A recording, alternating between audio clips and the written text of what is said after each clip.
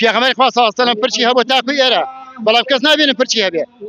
ئەڵێن دەروێش بابە دەروێش خوا پێیاوە کە سونەتە پرچی هەیە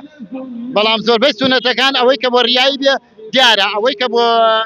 خوایش بێ زۆر دواکراوە ئێمە سونەتێکی پێغەمبەرمان صلی الله علیه و سلم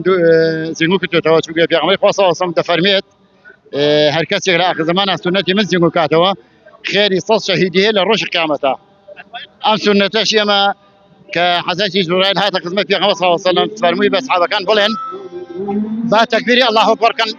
لە جەژنە ئەسحابەکانیش بە دەنگی بەرز تەکبیری الله ئەکبەریان کرد ئێمەش سونەتەمان دووبات کردووە دووبارە پیرۆز بێ لە هەموو مسلمانانی جیهان و حەجی حاجەکانمان قبوڵ بێ ئەوەی نەتێکی پاکە ئینشەڵڵا خوای گەورە لێ قبوڵکات ئەمە یەکەم جەژنێک و ساڵانی کەژەمەتان کردووە ئێمە لە ئاس هەرێمی کوردستان و سەر تاسەری عێراق ئەمە دووەم جارە ئێمە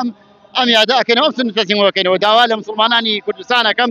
ئەم سونەتە زیندوو بکەنەوە ئینشەڵڵا هەموو ساڵێک وەڵڵاهی زۆر کەم تەرخەمن زۆر کەم تەرخەمن چونکە بەڕاستی خەڵک دەڵێ ئێمە سونەتی پێغەمبەر جێبەجێ ئەەکەین بەڵام ڕێژ سونەتە بەڵێ سونەتە پێغەمبەری خوا صلی الله علیه و سلم پرچی هەبوو تاکو ئێرە بەڵام کەس نابینن پرچی هەبێ ئەڵێن دەروێش بابە دەروێش خوا پێیاوە کە سونەتە پرچی هەیە بەڵام زۆربەی سونەتەکان ئەوەی کە بۆ ڕیایی بێ دیارە ئەوەی کە بۆ خوایش بێ زۆر دواکراوە